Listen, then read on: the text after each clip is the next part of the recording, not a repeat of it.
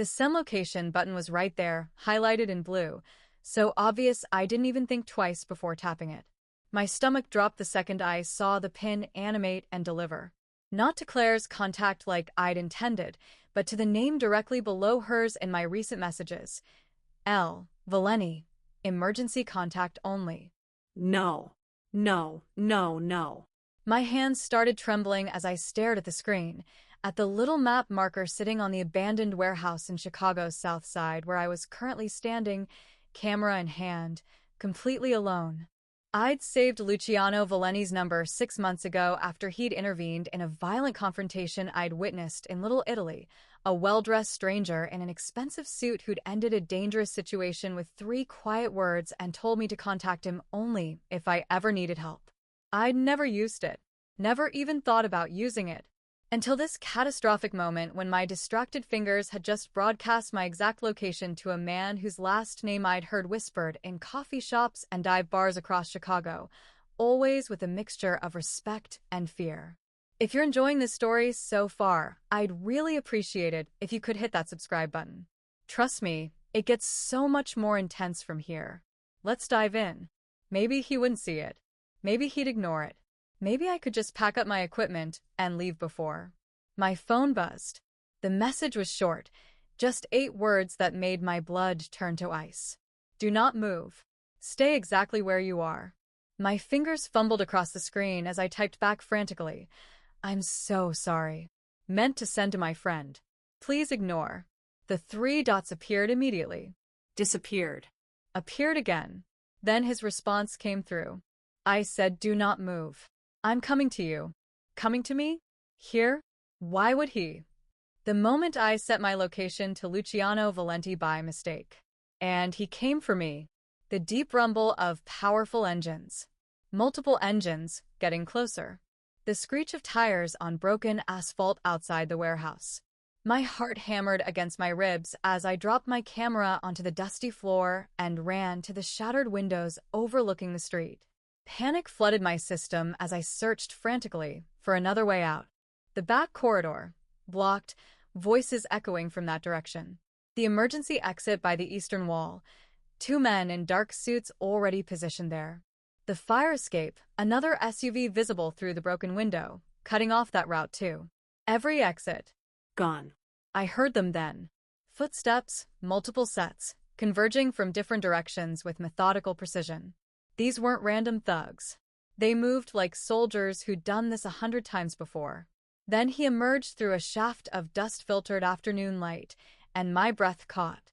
Luciano Valeni was tall, easily over 6 feet, with thick dark hair and bone structure that belonged in museums.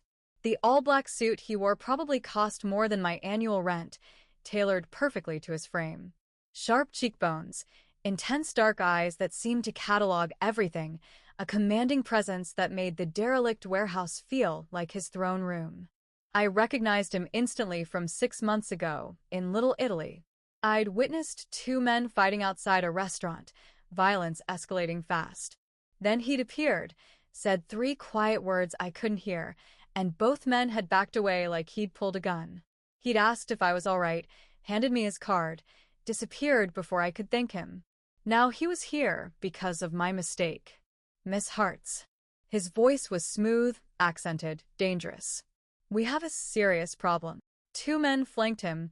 Twins, I realized, watching me with cold calculation. I didn't mean to, it was an accident. My voice shook. I was sending my location to my friend and hit the wrong contact. I'm sorry, I'll delete. It's already done.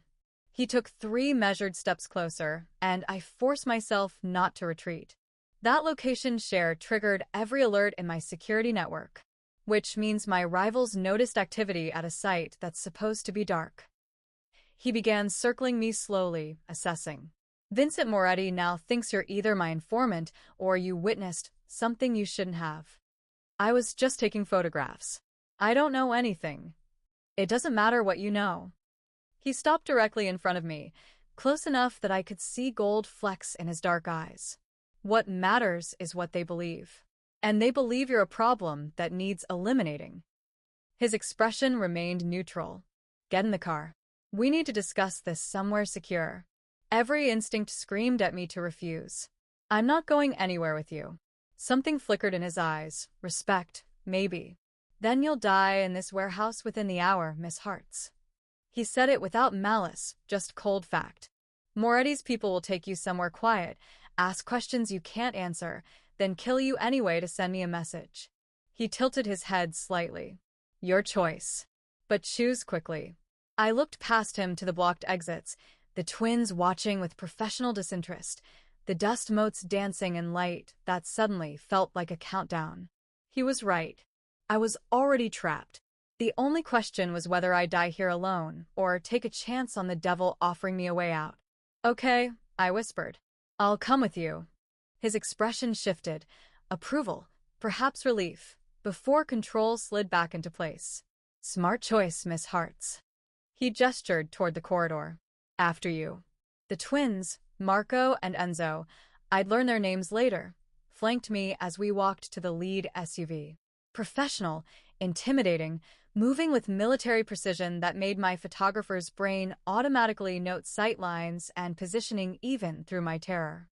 I got in the back seat, Luciano sliding in beside me while Marco took the driver's seat and Enzo the passenger side. The door closed with an expensive, final-sounding thunk. We drove in silence through streets I recognized, South Side industrial zones giving way to West Loop's renovated warehouses and trendy restaurants. The contrast felt surreal. 20 minutes ago, I'd been alone with my camera, documenting decay. Now I was in a convoy of black SUVs with a man whose last name people whispered with fear. The building we pulled up to looked like every other converted industrial space in the neighborhood. Exposed brick, modern glass inserts, the kind of place that housed tech startups and design firms. But the security was different. Cameras I recognized as high-end, reinforced steel doors disguised as reclaimed wood, men in suits positioned at strategic points who nodded to Luciano with clear deference. This was his headquarters. Marco and Enzo escorted me through a minimalist lobby to a private elevator. We rode up in silence, my heart hammering harder with each floor.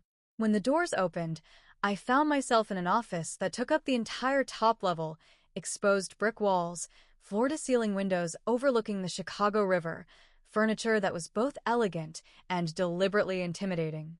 Luciano moved to a bar cart near the windows, poured 2 glasses of amber liquid. Whiskey. You look like you need it. He held one out to me. My hands were shaking as I took it, the glass cold and heavy. I drank, the burns steadying me slightly. He leaned against his desk, studying me with those intense dark eyes. I'm the head of the Valeni family, one of Chicago's oldest and most powerful crime organizations. He said it matter-of-factly, like he was introducing himself at a networking event. The warehouse you were photographing is a neutral meeting site. We use it for delicate negotiations that require discretion. I took another sip, my mind struggling to process. Your location share went to my emergency security line, the one I gave you 6 months ago. He swirled his whiskey. My team monitors it constantly, which means when your pin dropped, it triggered every alert system we have. Encrypted channels, surveillance networks, the whole infrastructure. I didn't know. Of course you didn't. His expression softened slightly. But Vincent Moretti has moles in my organization. He saw the activity spike.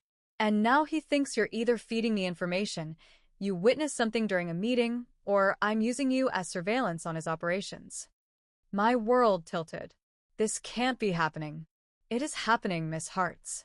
He set his glass down. Moretti is thorough. He'll take you, torture you for information you don't have, and when he's satisfied you're telling the truth, he'll kill you anyway. To send me a message about what happens when someone compromises his security. The whiskey turned to acid in my stomach. But I can protect you. He straightened, and suddenly the full weight of his authority filled the room. For 8 weeks, you'll pose as my girlfriend. Publicly. Convincingly. You'll attend events with me, be seen at my side, establish yourself as mine in Chicago's underworld.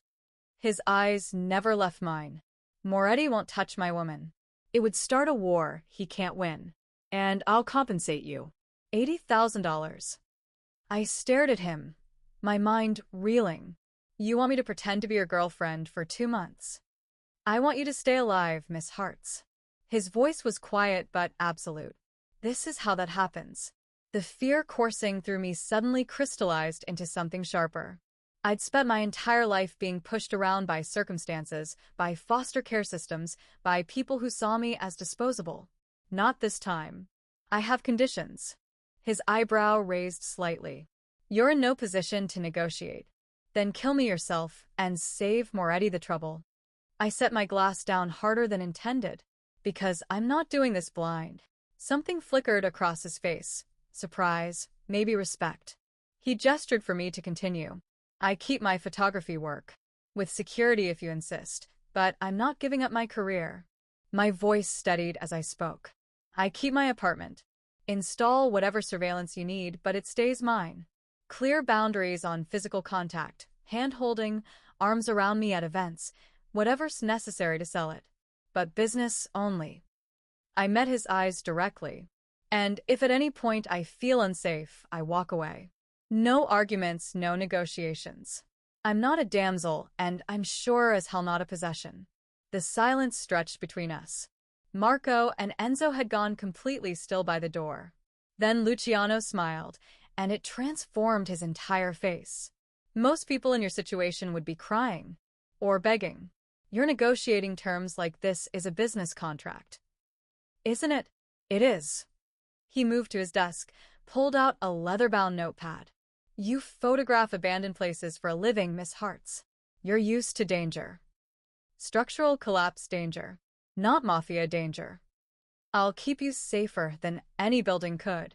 He wrote something down, then looked up. Agreed. You'll maintain your work schedule with Marco and Enzo as protection detail. Your apartment remains yours with upgraded security. Physical contact limited to what's necessary for appearances. And if you want out, you're out. He paused. But understand, if you leave, my protection leaves with you. Moretti's people will be watching. I nodded, my throat tight. First public appearance is tomorrow night. Charity auction at the Art Institute. Chicago's elite will be there, which means Moretti's people will be there. He pressed a button on his desk phone. Gianna will help you prepare. She's my assistant, and before you protest, you'll need guidance on what to expect. A woman's voice came through the speaker, warm and professional. Yes, Mr. Valenti? Send Marco and Enzo's contact information to Miss Hartz. And clear your schedule for tomorrow. She'll need your expertise. Of course. He pulled a business card from his desk drawer, wrote something on the back, handed it to me. My personal number, not the emergency line. His dark eyes held mine. Call me anytime, day or night. If you're scared, if you need something, if you just need to hear a voice that isn't trying to kill you. The intimacy of the offer made my breath catch. I left his office 45 minutes later with Marco and Enzo as my new shadows, a phone full of security protocols, and a truth I couldn't tell anyone. In the SUV back to my apartment, I called Claire. Lydia, where have you been? You haven't returned my texts. I know, I'm sorry. I forced normalcy into my voice. I met someone. It's complicated. I'll explain later. Met someone? Since this morning? It's a long story, Claire. Her voice brightened with excitement. Oh my God, is he hot? Tell me everything. Later. I promise. The lie tasted bitter. I have to go. I hung up before she could ask more questions, knowing the truth would put her in danger. Knowing that my best friend in Portland couldn't help me even if she knew. Knowing I was more alone than I'd ever been, despite the 2 armed men currently scanning my street for threats. This was my life now. For the next 8 weeks, I belonged to Luciano Valenti. And God help me, I wasn't sure if I was more terrified of Moretti killing me, or of what might happen if I started believing the lie we were about to sell. The Uber glided to a stop in front of a red brick graystone in Logan Square, its bay windows glowing amber in the dusk. Lydia stepped out, her boots crunching on fresh snow, and tilted her head back to take in the building, warm, lived in, nothing like the twins' sleek, impersonal penthouse. The front door swung open before she could knock, and Gianna stood there in a cashmere sweater the color of storm clouds, her dark eyes alight with mischief. "Took you long enough," she said, pulling Lydia inside. The apartment smelled of vanilla and old books, the walls lined with framed photographs and abstract paintings that looked like they belonged in a gallery. "This is where the magic happens," Gianna said, gesturing to a kitchen island cluttered with wine bottles and half-finished sketches. "Or, at least, where I pretend to be a functional adult." The next afternoon, they were on Michigan Avenue, the magnificent mile glittering under a pale winter sun. Gianna dragged her into a boutique where the dresses cost more than Lydia's entire camera kit. "Luciano has a thing for red," Gianna said, holding up a silk slip the color of spilled wine. Lydia hesitated, but Gianna just laughed. "Trust me, he'll cover the bill. And if he doesn't, I will." As they moved from store to store, Gianna dropped hints like breadcrumbs. "He hasn't brought anyone into his real life in 6 years," she said casually, flipping through a rack of coats. "Not since," she trailed off, her fingers stilling on a hanger. Lydia didn't press. Some wounds didn't need names. That night, she dug into the Valeni family online, construction firms, upscale restaurants, a real estate empire that stretched from the Gold Coast to the suburbs. But beneath the glossy surface, there were whispers. Rumors of backroom deals, of politicians who owed favors, of a name that carried weight in places where the law didn't reach. Lydia bookmarked the articles, her stomach tightening. She knew what she was getting into. Or, at least, she thought she did. The charity auction was held at the Art Institute, its grand halls transformed into a sea of black tie and diamonds. Lydia stepped out of the car in her borrowed red dress, the silk clinging to her like a second skin, and there he was, Luciano, waiting at the entrance in a tuxedo that fit him like it had been tailored to his body. He turned, and the way he looked at her, like she was the only thing in the room, made her breath catch. "You're stunning," he murmured, his hand finding the small of her back, warm even through the fabric.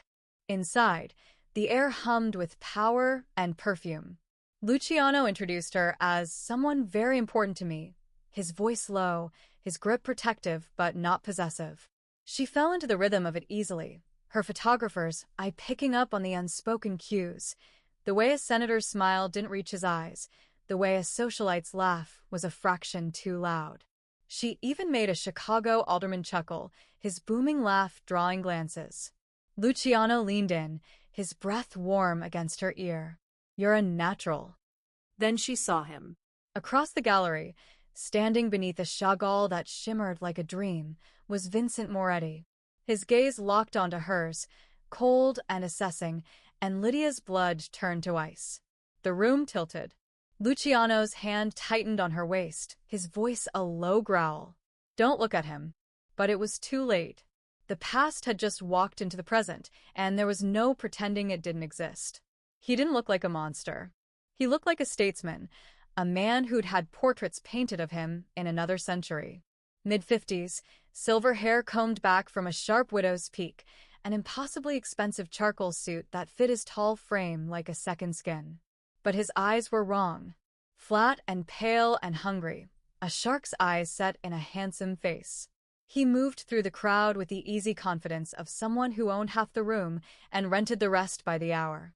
Conversations faltered as he passed, laughter thinning to a nervous hum. No one blocked his path. The sea of donors and aldermen and judges just parted. Lydia felt Luciano go rigid beside her, his hand tightening on her waist. "Stay close," he murmured, so softly she barely heard it over the clink of crystal and orchestra strings. Vincent Moretti stopped in front of them, his smile a precise, practice thing. "Luciano." His voice was smooth, almost warm. Then his gaze slid to her. "And this must be the photographer." He took her hand before she could decide whether to offer it. His grip was cool, dry, holding just a fraction too long, his thumb almost, but not quite, brushing her pulse. He studied her face the way she studied abandoned buildings, mapping every crack and shadow. "Such a dangerous hobby, photographing forgotten places," he said conversationally. "You never know what you might see in the dark, what secrets might be captured by accident." The room seemed to narrow around them. Lydia tried to pull her hand back. He didn't immediately let go. Careful, he added, still smiling, that your curiosity doesn't lead you somewhere you can't escape from. Luciano's voice, when it came, was lethal quiet. She's under my protection, Vincent. Touch her again, and I'll burn everything you've built to the ground. A beat. Then Moretti released her. Finally, amusement sparking in those dead eyes. Passionate. His gaze flicked between them. Love makes us all vulnerable, doesn't it?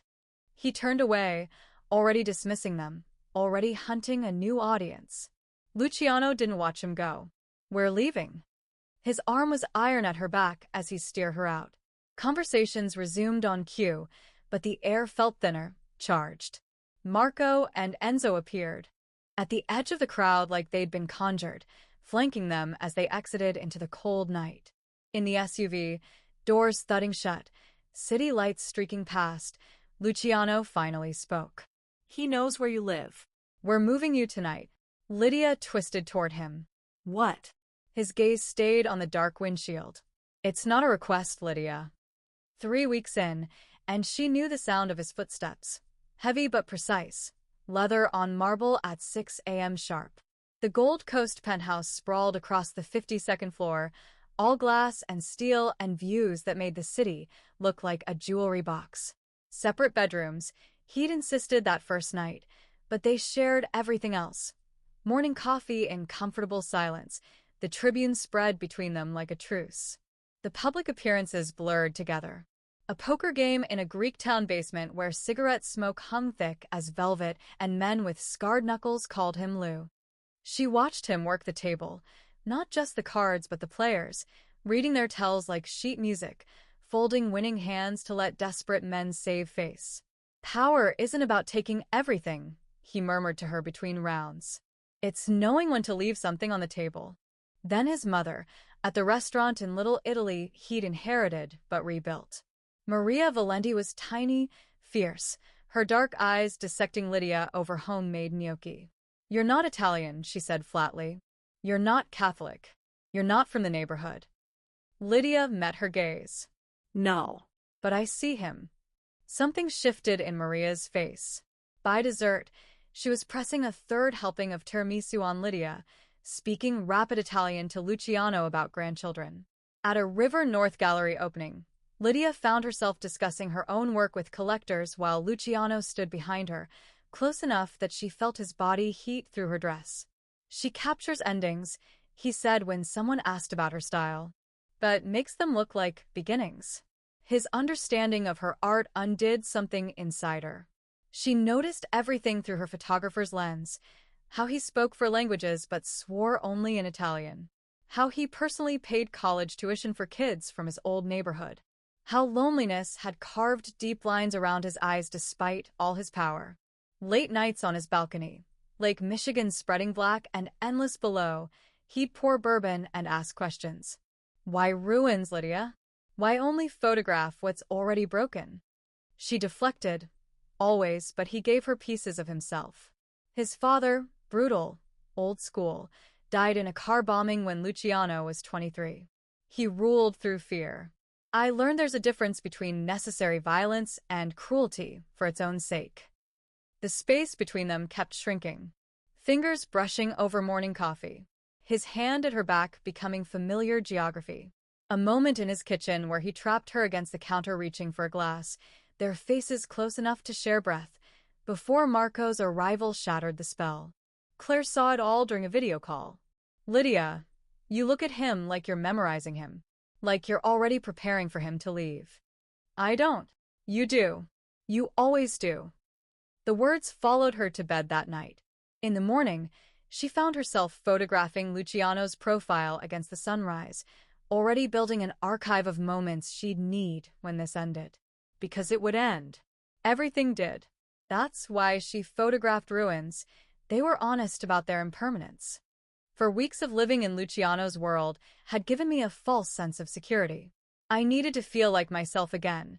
Needed the familiar weight of my camera, the solitude of abandoned spaces where the only danger was unstable floors and asbestos. The Chicago post office loomed before me, a magnificent corpse of marble and decay, and I'd mapped every exit during my research. Marco and Enzo watched from the perimeter, far enough to give me breathing room, close enough to intervene. I was framing a shot of the shattered grand staircase, light cutting through broken windows like divine intervention, when the air changed. Wrong footsteps. Too many. Too purposeful. Lydia, get down. Marco's shouts split the silence. Four men materialized from the shadows, moving with military precision. Moretti's enforcers. The first shot cracked through the marble hall like thunder. Marco threw himself between me and the gunfire, his body jerking as a bullet tore through his shoulder. He went down hard. Run. Enzo returned fire, the sound deafening in the enclosed space. I ran. My camera slammed against my chest as I sprinted through corridors I'd memorized, muscle memory guiding me through the chaos. Behind me, more shots. Shouting. Enzo's voice, calm and deadly, coordinating on his radio. I burst through a service exit into blinding daylight just as his hand grabbed my arm, shoving me into the waiting SUV. We weren't even back to the penthouse when Luciano's car intercepted us, tires screaming.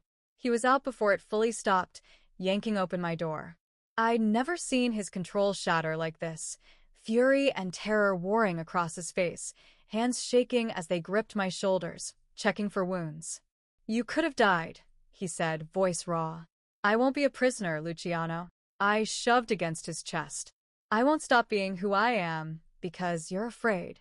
Afraid? His laugh was bitter. I'm fucking terrified. Every second you're out of my sight, I see you dead. Do you understand that? Everyone leaves. The words ripped out of me, years of abandonment bleeding through. Everyone dies or walks away, so I'm used to doing things alone. I don't need. I'm not leaving you. His voice dropped, suddenly quiet, devastatingly vulnerable. I'm trying to make sure you don't leave me. Permanently. In a morgue. The words hung between us, everything we'd been dancing around for weeks finally exposed. My chest felt too tight, emotions I'd spent a lifetime suppressing threatening to surface. His phone shattered the moment. One look at the screen, and his expression went cold. Moretti just hit the Wicker Park construction site. 3 workers injured. He met my eyes, and I saw the war there, between the man who wanted to stay with me and the boss who had to respond. This isn't over. He was gone before I could tell him I didn't want to be alone anymore. The underground parking garage was concrete and fluorescent lighting, ordinary except for Marco and Enzo flanking us, like lethal shadows. Marco's shoulder was still healing, but he'd refused to stay behind. We were heading to meet Luciano's lawyers, finally legitimizing the terms of our arrangement, making everything official and separate from the danger. I never saw them coming. One moment we were walking toward the SUVs. The next, 8 men materialized from behind support columns, weapons drawn. Professional. Coordinated. Moretti's final play. Marco and Enzo moved instantly, returning fire, but we were badly outnumbered. Luciano's hand was iron on my arm, shoving me behind a concrete pillar as he pulled a gun from beneath his jacket. I'd never seen it before. Never seen this before. He stepped into the open and fired 3 times. 3 men dropped, precise and brutal. No hesitation. This was who he really was, not the man who listened to my photography theories over wine, but the killer who'd survived Chicago's underworld for 2 decades. An enforcer broke through, too close. I didn't think. My camera, solid metal and glass, expensive and heavy, swung in an arc. It connected with his temple. He stumbled. Luciano's shot finished it. More gunfire. Then the cavalry, Luciano's backup system I hadn't known existed, flooding in from the garage entrance. We ran for the SUV, and I felt the burn across my cheek where glass had sliced me. Luciano's shirt was dark with blood at his side. The safe house in Bucktown was anonymous, fortified, nothing like the penthouse. Luciano sat on the edge of a metal sink, stitching his own wound with steady hands while I stood frozen in the doorway. Then the shaking started, my whole body, delayed shock finally hitting. He dropped the needle immediately, crossing to me, blood still on his hands.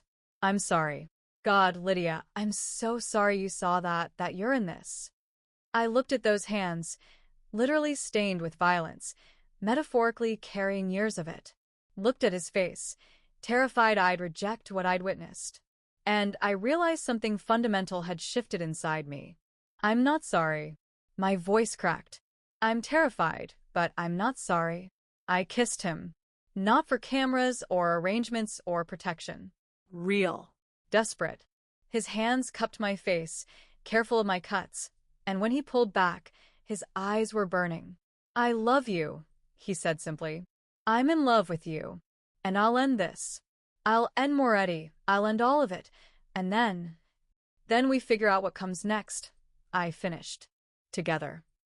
His forehead pressed against mine. Together. Outside, Chicago burned with the beginning of his war. I woke to absence.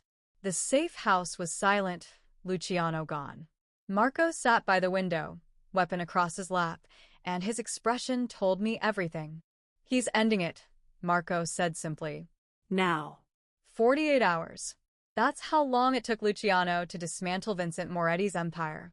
I watched it happen through Marco's encrypted updates, alliances leveraged, supply lines severed, Moretti's own lieutenants turning when they realized the war was already lost. Luciano built a coalition of Chicago families exhausted by the instability, and by the time he forced the final confrontation at Navy Pier, Moretti was already surrounded. I'm going, I told Marco. Luciano will kill me. Then he'll have to kill me first. Navy Pier at dawn was eerily beautiful, Lake Michigan stretching endlessly, the Ferris will silent against pale sky. Luciano's men were everywhere, invisible but present. I stayed back, hidden, as Moretti emerged with his remaining enforcers. We can negotiate, Moretti said, but his voice lacked conviction. You went after her. Luciano's response was ice. I would have let you keep what you had, but you went after what's mine. Moretti's last play was desperation, threatening my life as leverage. Luciano's laugh was cold. You think she's my weakness? She's the only thing keeping me civilized. The confrontation was brutal, personal, definitive. When it ended, Moretti's body lay still on the pier, and the other family's representatives stepped forward, one by one, acknowledging Luciano's authority. The war was over. Then Luciano turned and saw me standing there. Fury and terror crossed his face, that I'd come, that I'd witnessed this. Blood stained his hands again, literal and metaphorical. This is who I am, he said, voice breaking. What I do? I'm not a good man, Lydia. I walked to him slowly, took those bloodied hands in mine. You're not a good man by most definitions, but you're good to me. Tears burned my eyes. You stayed. You didn't leave, even when it was complicated, even when I was difficult. Everyone leaves me, Luciano. But you didn't. His own tears fell then, this dangerous man breaking open. I stopped pretending this was business the night I watched you photograph broken windows like they were sacred. You see beauty in ruins. You made me believe I could be more than the violence I was born into. His voice cracked. I love you. I'm in love with you. And if you walk away, I'll understand, but I'll spend the rest of my life wishing you'd stayed. I kissed him there on the pier, both of us broken and bloodied, and somehow whole. I'm staying, I whispered against his lips. I'm staying. 3 days after Navy Pier, Luciano laid everything on the table. The wire transfer confirmation, $80,000, exactly as promised. Security arrangements that would protect me indefinitely. And my freedom. You can go back to your life, he said, voice carefully neutral. Photograph ruins. Be alone, be safe. I won't stop you. I stood at the penthouse window, looking out at Chicago, the city that had almost killed me, the city where I'd finally stopped running. I thought about my childhood, my grandmother's cold house where affection was rationed like wartime supplies, foster homes where I never unpacked completely, my mother dying alone in a hospital while I was states away. I'd spent 10 years documenting abandoned places because abandonment was the only permanent thing I understood. I've been photographing ruins because I felt like one, I said quietly. Turned to face him. But you don't look at me like I'm broken. You look at me like I'm whole. Like I was always whole. I just couldn't see it. I crossed to him, took his face in my hands. I choose you, Luciano Valeni. I choose this. All of it. The danger, the complications, the beautiful, terrifying truth that I need you. I choose to stay. He kissed me like I was oxygen itself. 6 months later, the gallery opening felt like a dream. Hearts and light in West Loop, my photographs covering white walls, but instead of decay, I'd captured reconstruction. Chicago being rebuilt, restored, renewed. Claire had flown in from Portland, grudgingly admitting Luciano was surprisingly not terrible. Gianna moved through the crowd, friend now instead of assistant. Marco and Enzo work security, still pretending to hate the portrait series I'd shot of them. Luciano stood beside me, hand in mine, as critics praised the work. After everyone left, he produced a small box. Inside, a vintage Leica from 1954, pristine and perfect. For capturing what matters, he said. Underneath, a key. To here. To the penthouse. To everything I have. He knelt, and my breath stopped. Stay forever, Lydia. Marry me. Build a life where we're both reconstructed together. Yes, I whispered. Yes. Later, I photographed him in golden hour light and thought about how I'd spent years documenting abandonment because I believed it was inevitable. But some people stay. Some people see your ruins and don't run. They help you rebuild. And sometimes the most dangerous choice is also the bravest one, letting someone stay. It all started with one panic location share to the wrong number. If you enjoyed this Chicago Mafia romance, please give this video a like, subscribe to the channel, and tell me in the comments if black SUVs blocked every exit and a dangerous stranger told you to get in the car. Would you run or would you trust him? Thanks so much for watching, and I'll see you in the next story.